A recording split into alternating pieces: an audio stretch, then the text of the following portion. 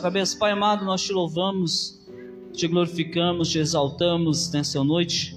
Muito obrigado, Senhor, por estarmos aqui para te louvar, te glorificar. Abençoa cada um poderosamente. Toma cada um em tuas mãos, assim nós oramos em nome de Jesus. Amém. O tema dessa mensagem é Jesus, o autor da vida, né? Jesus, o autor da vida. E eu quero entrar já na mensagem, para a gente não ter tempo para entrar no contexto, mas o contexto depois você lê na sua casa, tá, irmãos? Mas o que nós precisamos entender é que quando Deus, Ele enviou seu Filho, Jesus Cristo, seu Filho amado, seu único Filho, Ele enviou com um propósito, né? Com um propósito, claro. E dentro desses propósitos, foi justamente para destruir e arrancar impérios, tá? E esses impérios, eles não são impérios humanos, reinos humanos, governos humanos. Eles são governos, impérios que acontecem no espiritual. Se nós lermos João 3, 1 João 3 e 8, versículo 8, vai dizer que Deus enviou Jesus Cristo, o Filho de Deus se manifestou para destruir as obras do diabo, né? Então a gente precisa entender que Jesus Cristo, ele veio com essa missão de destruir, aniquilar e arrancar os impérios do mal, os impérios das trevas e os governos, digamos assim. E essa força, digamos assim, ela acontece na esfera ou no campo, digamos, espiritual, tá? Para a gente entender que é uma força maligna, territórios completamente dominados por exércitos deste mal, da ação de Satanás. E aí você pode ler Marcos capítulo 5, versículo 10, onde Jesus tem um encontro com aquele endemoniado de Gadara, de Gadareno, e quando Jesus expulsa os demônios daquele homem, ele diz: olha, Senhor, nós rogamos que não nos mande sair dessa região, né? Desse lugar aqui. Então, eles eram demônios territoriais, demônios que agiam em uma região, e ali eles estavam atuando justamente através daquele homem. E a igreja de Cristo, irmãos, igreja de Cristo, os servos de Deus que somos nós, não podemos cair na ilusão de que nós também não estamos em guerra, que nós não estamos em uma batalha, que nós não estamos na frente de uma batalha. Deus não chamou a igreja para ser uma igreja pacífica, pacificadora, né? Uma igreja que venha a pacificar a política, que venha a pacificar as coisas. Não é isso que a Bíblia apresenta. A Bíblia apresenta uma igreja, a igreja de Cristo, pelo menos a igreja de Jesus, uma igreja de confronto, tá? De ataque, uma igreja que não pode recuar, uma igreja que não pode ter medo. Por quê? Porque Marcos capítulo 16, o versículo 18, vai falar isso, que quando Pedro falou que tu és a pedra, Jesus falou assim: Pedro, tu disseste bem, sobre essa pedra edificarei a minha igreja.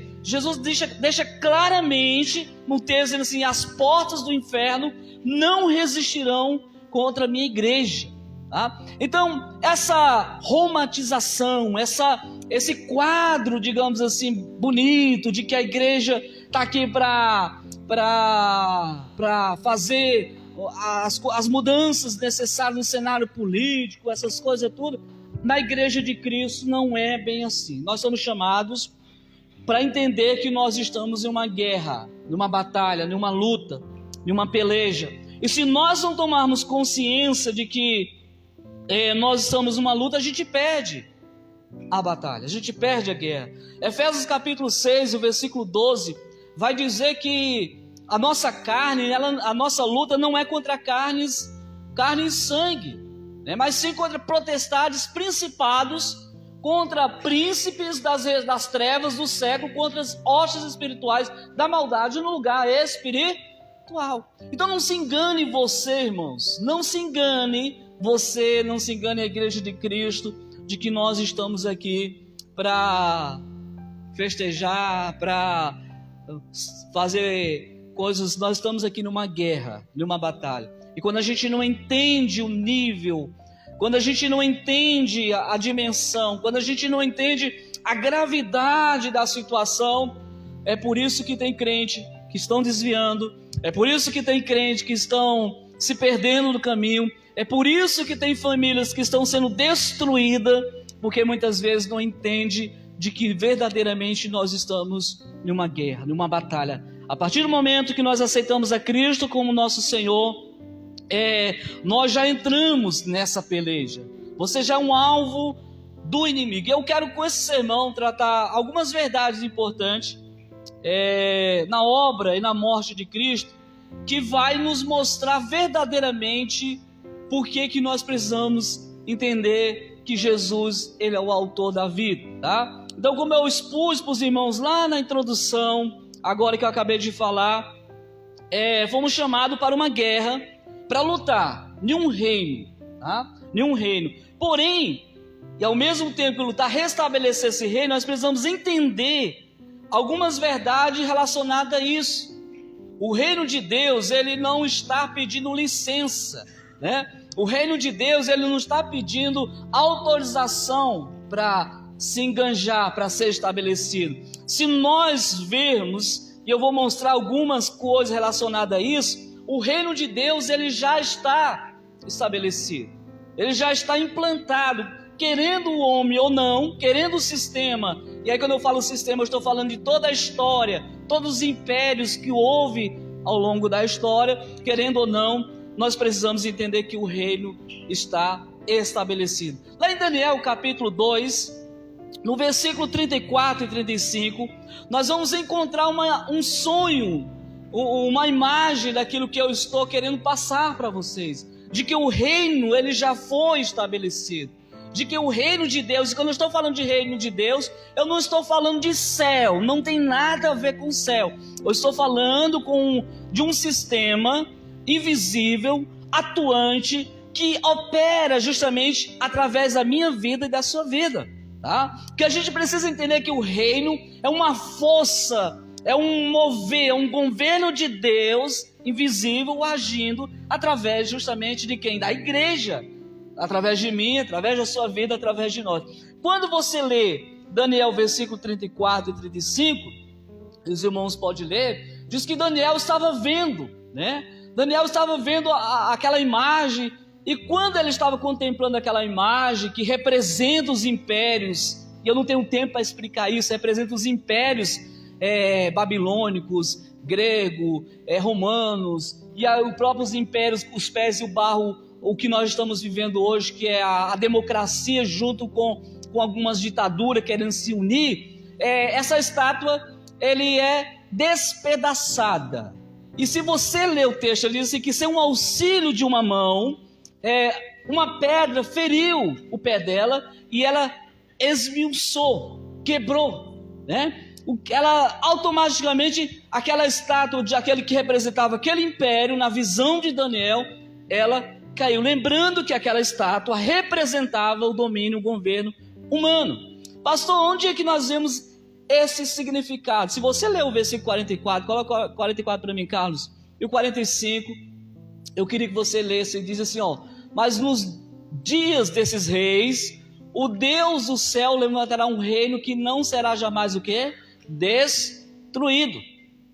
E este reino não passará a outro povo, esmiuçará e consumirá todos esses reinos, mas ele jamais subsistirá, mas ele mesmo subsistirá para sempre. Se você lê o 45, coloca o 45, Daniel vai dizer assim, da mesma maneira que viste, que do monte foi cortada uma pedra, lembra, irmãos, aquela pedra que esmiuçou o pé da estátua? Sem auxílio das mãos, ele esmiuçou o ferro, e o bronze, e o barro, e a prata e o ouro. E o grande Deus fez saber ao rei o que há de ser depois disso. Certo é esse sonho, fiel é a sua interpretação. Então o que Daniel está dizendo aí, aproximadamente mais de 700 anos, né, antes da profecia acontecer, que é o nascimento de Cristo, a vinda de Cristo, de que Jesus viria, e justamente o reino de Deus bateria, derrubaria o sistema humano, o governo humano.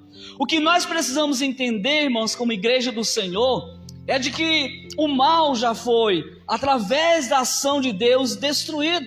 E por mais que Satanás cante vitória, representa que ele está ganhando a vitória, de um modo geral, eu quero que você olhe para o cenário geral, tá? Eu não quero que você olhe para o Brasil, não é nada disso. Eu quero que você olhe para os impérios de um modo geral, global. Nós precisamos entender que os reinos humanos não prevalecerão contra o reino de Deus, porque ele já foi estabelecido. E a função dele é justamente isso: derrubar, quebrar toda a força, toda a governança que o mundo tem se estabelecido, todo o sistema, seja ele financeiro, seja monetário, seja todo o sistema. Nós precisamos entender que o reino de Deus, ele já foi estabelecido. Segundo, o reino de Deus, ele chegou, ele é chegado, como diz a Bíblia, junto com o seu rei. Tá? Se você ler Mateus capítulo 4, versículo 17, nós vamos ver claramente que Jesus, quando estava pregando lá, ele começou a dizer da seguinte forma: arrependei-vos, porque o reino do céu está próximo. Em algumas traduções na Fiel, vai dizer assim, porque o reino de Deus é o quê? Chegado. Então nós precisamos entender que o reino de Deus, ele vem juntamente com Cristo. Lembra da pedra de Daniel? Quando diz que a pedra simbolizava Cristo, o reino de Deus. E quando Jesus vem, Jesus traz justamente esse reino, o reino de Deus. Não tem nada a ver com o céu ainda.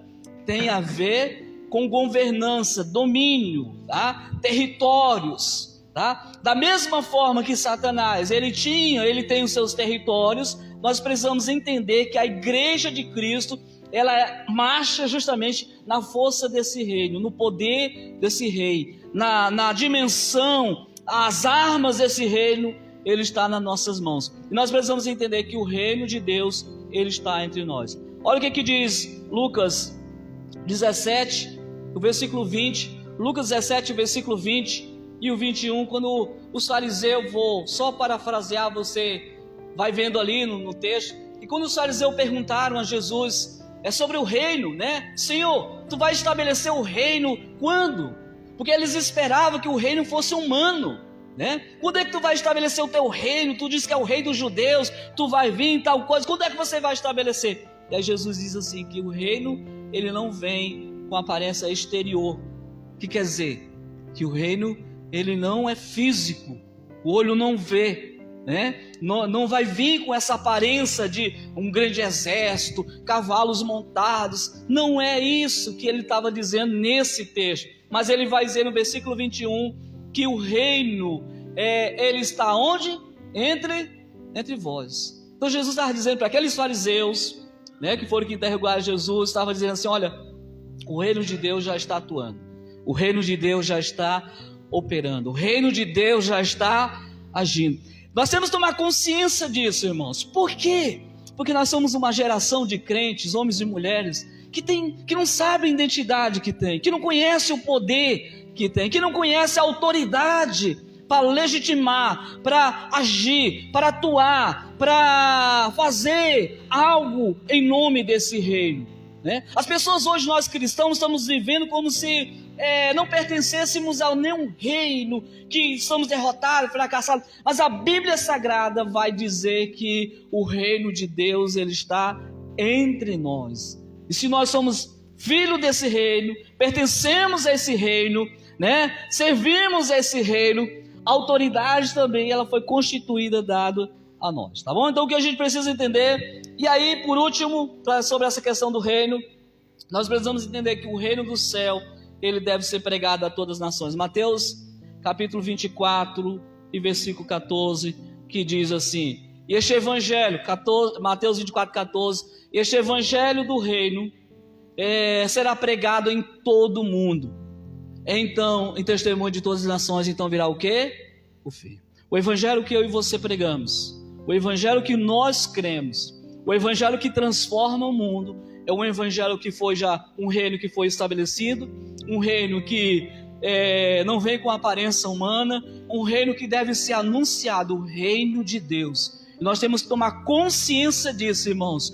nós pertencemos a um reino, esse reino ele deve ser pregado, e quando ele for pregado a todas as nações, a Bíblia diz que virá o fim, ou seja, o Senhor Jesus, ele vai retornar e vir buscar a sua igreja. Agora, para que Jesus veio ao mundo, pastor? O senhor falou que Jesus é o autor da vida, né? Para que Jesus veio ao mundo? Qual é o propósito da morte de Deus enviar Jesus Cristo para morrer, né?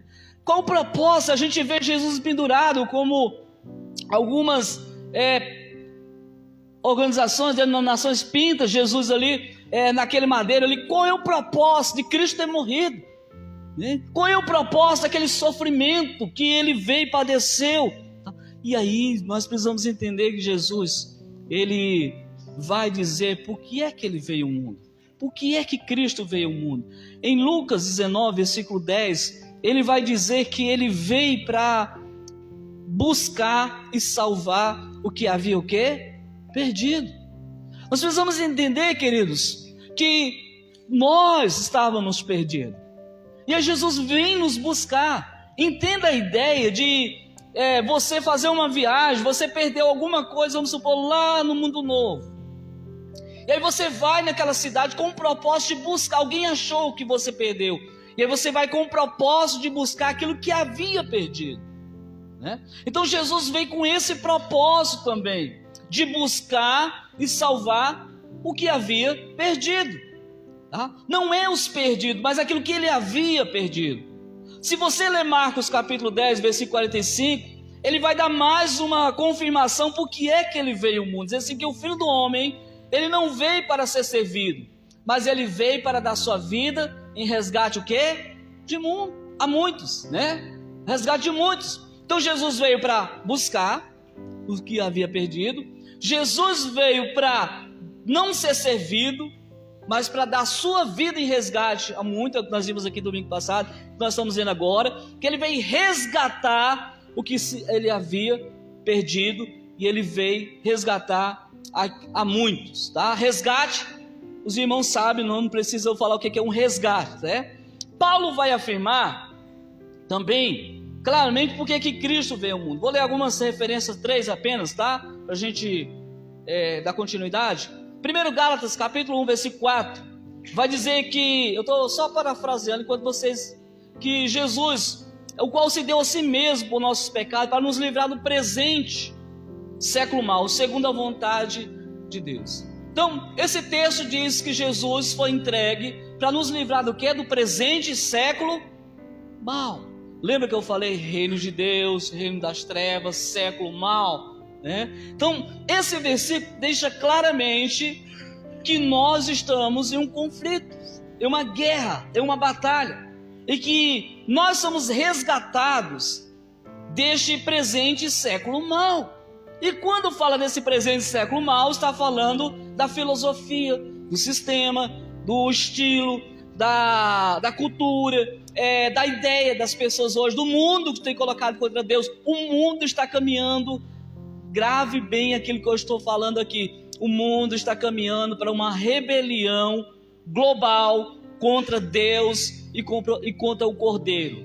O mundo está caminhando para uma rebelião claramente, escancaradamente, para rejeitar Deus, para jogar Deus para suas costas. Se você ler, não tenho tempo de trazer, mas você pode pesquisar na internet, sites de confiança, que faculdades que outra horas, como Harvard, foi fundada por cristão protestante, hoje não pode fazer oração lá, mas hoje pode fazer culto de satanismo dentro de muitas faculdades. As escolas muitas vezes hoje bloqueiam a oração, bloqueiam a Bíblia, não permite que você faça oração lá dentro. Em São Paulo já foi uma lei baixada, que as escolas, os professores estão proibidos de falar Deus te abençoe. Mas os irmãos sabem que nas escolas é permitido todo tipo de práticas que os irmãos conhecem muito bem. Uma delas é a festa das bruxas, né? A Halloween, que os irmãos conhecem. Então nós precisamos entender que esse século ele é mau, que esse século é mau, que o mundo está caminhando para ser, digamos assim, uma rebelião global contra Deus. Olha o que diz 1 Timóteo capítulo 1, versículo 15. 1 Timóteo capítulo 1, versículo 15, que vai dizer que a palavra é digna de toda aceitação, que Cristo Jesus veio ao mundo para salvar os pecadores, do qual Paulo, ele dizia, do qual eu sou o principal. Então Jesus veio ao mundo para salvar quem? Os pecadores. E por último, Tito 2,14 vai dizer que Jesus, ele veio para remir de toda a iniquidade e purificar para ser um povo especial, zeloso e de boas obras. Diante disso do que eu citei aqui, esses versículos, nós vamos resumir para que os irmãos entendam aqui essa afirmação do propósito da morte de Cristo. Primeiro, para salvar as pessoas do pecado. Jesus veio para salvar as pessoas do pecado. O pecado distancia você de Deus. O pecado separa você de Deus. O pecado te afasta de Deus, nos leva para longe de Deus, cria uma barreira. Segundo, liberta as pessoas do mundo ou do século mau. E terceiro, tornar as pessoas puras e santas. E depois criar pessoas, preste atenção, irmãos, criar uma geração de pessoas que façam boas obras. Nós somos chamados para fazermos boas obras. Se eu não estou fazendo boas obras, alguma coisa está errada na minha vida. Agora, o que a morte de Cristo fez por mim, né? O que ela fez? Grave bem, irmãos, eu vou dar alguns princípios, evidência do que a morte fez por nós. Bem rapidinho, 5. Primeiro, Romanos 5, versículo 1. Romanos 5. Através da morte de Jesus, as pessoas são reconciliadas com Deus. Vamos ler aí? Olha o que diz. Tendo sido, pois, justificados pela fé, temos paz com quem? Com Deus, por meio de nosso Senhor e Salvador, Jesus Cristo. Não existe paz com Deus se não for por intermédio de Cristo. Vou repetir aqui mais uma vez. Não existe paz com Deus, reconciliação com Deus, se não for por meio da obra expiatória, da obra que Jesus fez, a morte de Cristo. Não existe. Ah, pastor, mas eu nasci na religião tal. Ah, mas eu creio na filosofia tal. Não existe. O único meio do homem se reconciliar com Deus é quando ele entende que o propósito da morte de Cristo foi um ato de justificação jurídica, né? Um ato de justificar, dizer assim, está inocentado. Éramos pecadores, devíamos, inimigos de Deus. E aí Jesus vem na cruz do Calvário e aí ele diz, está justificado. Quando você ergue as tuas mãos, você se arrepende dos seus pecados e você transforma a sua vida. Segundo, Romanos 3, 24, através da morte de Jesus, as pessoas são perdoadas e justificadas, né? Através da morte, as pessoas são justificadas e perdoadas. Diz assim, sendo, pois, justificada gratuitamente pela sua graça, pela redenção que há em Cristo Jesus. O que eu quero entender? Eu quero que você entenda nessa noite, querido. Não existe salvação sem Jesus. Não existe perdão sem Jesus. Não existe redenção sem Jesus Cristo. Se Jesus não é o centro, se Jesus não é o Salvador, se Jesus não é o fundamento da minha fé, se Jesus não é o fundamento da minha fé, esquece. Não há outro caminho para o perdão dos pecados. Não há outro caminho para a justificação, para ser perdoado. Jesus é o único que pode perdoar pecados. E eu estou mostrando com evidências claras na Bíblia. Através da morte de Jesus, as pessoas também são purificadas e santificadas. Olha o que diz Hebreus capítulo 9 e versículo 14. Que através da morte de Cristo nós somos purificadas e santificadas. E aí eu gosto disso, sabe por quê? Porque quando eu vim para a igreja, o caminho conhecer Jesus, as pessoas não ensinam isso. As pessoas não ensinam que tudo que eu tenho que me fazer é render. Tudo que eu tenho que fazer é me entregar a Ele. Tudo que eu tenho que fazer é crer na obra dele, mas não crer passivo, né? Um criativo. Um crer onde Eu estou caminhando em direção àquilo que Ele fez na minha vida e permitiu que Ele faça na minha vida.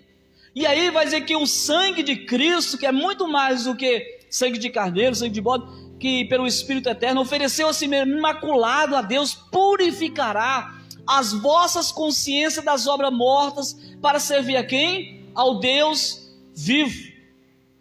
Só iremos adorar a Deus vivamente, vivos, com a consciência limpa, se nós entendermos que o sangue de Jesus é a ferramenta de purificação, de transformação da nossa consciência de obras mortas.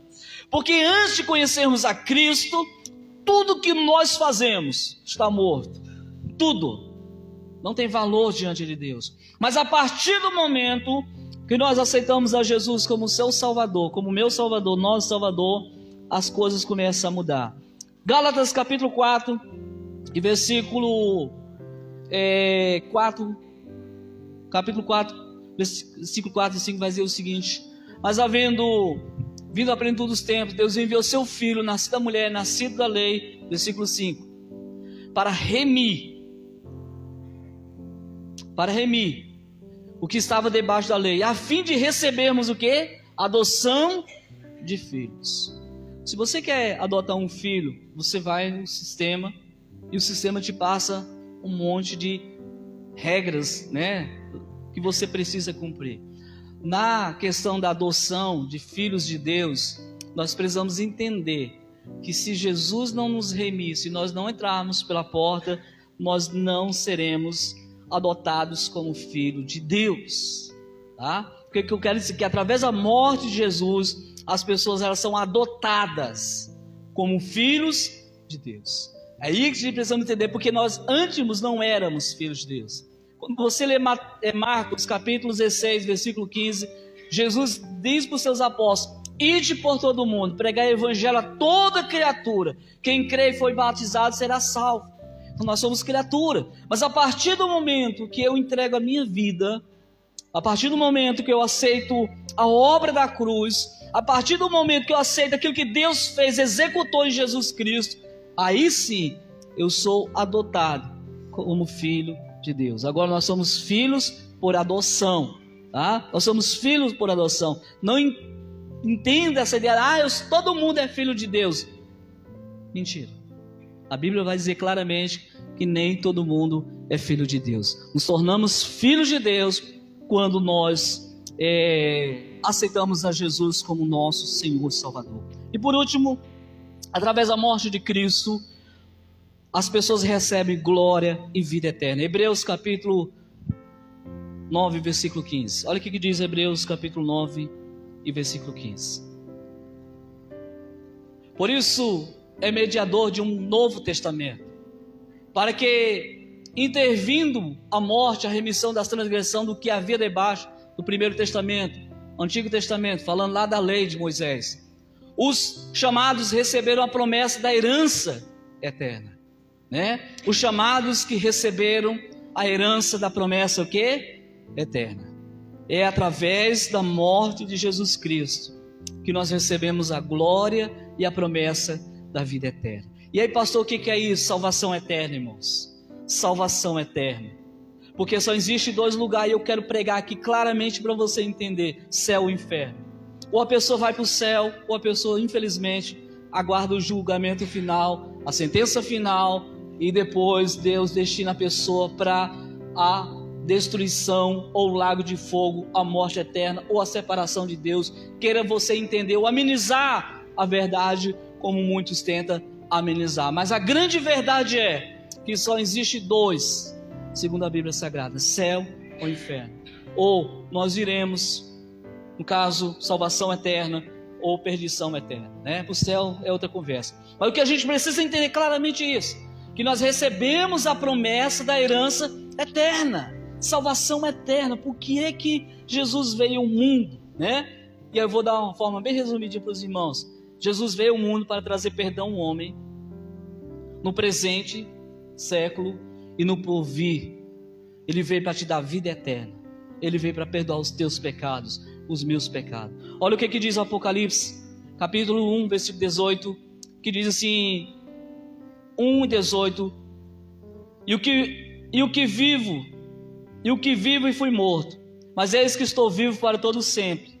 Amém. Tenho a chave da morte e também do inferno. Apocalipse 19, para a gente encerrar, diz assim: e no manto, 19:16, e no seu manto, na sua coxa tem escrito este nome: Rei dos Reis e Senhor do Senhor. O que nós precisamos entender é que nós estamos em um sistema, só que não é um sistema de governos humanos, não é um sistema falido, não é um reino que depende da força humana, não é um reino que depende do poder humano, é um reino exclusivamente estabelecido por Deus, sustentado por Deus, com começo, meio e fim. E aqueles que permanecer fiéis receberão a coroa da vida, a salvação eterna, a vida eterna, perdão dos pecados. Por que é que você é crente? Porque você mudou de igreja? Não é isso, esquece essa ideia. Você precisa entender que você é crente porque você transitou de um reino, você foi transportado de um reino para o outro. Você foi trazido, você foi liberto, implantado no reino de Deus. E aí você, como servo de Deus, você tem a esperança da vida eterna, você tem a esperança da salvação eterna, você tem a esperança de que Jesus vai voltar. É isso que nós, como igreja do Senhor, muitos estão esperando, que o mundo melhore. E o mundo não vai melhorar não, irmãos, vai piorar. Não se engana, não se iluda. Mas o que vai acontecer é que o reino de Deus vai triunfar sobre qualquer reino. O reino de Deus vai prevalecer. O reino de Deus vai continuar avançando.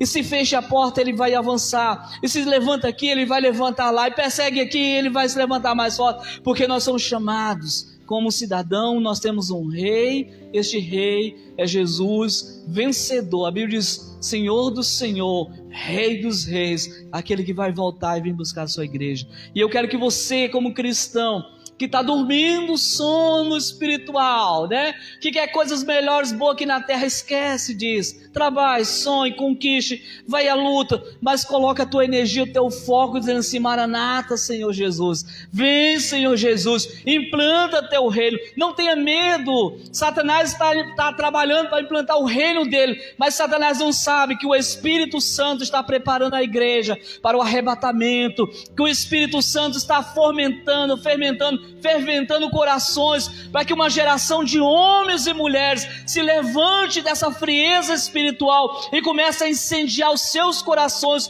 por amor ao Senhor. Satanás não sabe que existe pessoas que estão lá no mundo ainda, e Deus vai trazer e colocar às vezes aqui ou em outro lugar, para essas pessoas se levantar como atalaia, como homens e mulheres, para dizer assim: Jesus está voltando, Jesus vai vir buscar a sua igreja, Jesus é o Senhor do Senhor, o Rei dos Reis, o único governante que merece ser adorado e exaltado, o único que jamais, a Bíblia diz que o seu reino não terá fim, o único que vai esmiuçar toda a força do sistema de governo humano que se levantar sobre a terra, o único que vai dizer que vai fazer um novo céu, uma nova terra. É a esse Jesus que eu e você devemos adorar nessa noite. Grupo de louvor, vamos louvar o Senhor. Eu quero que você nessa noite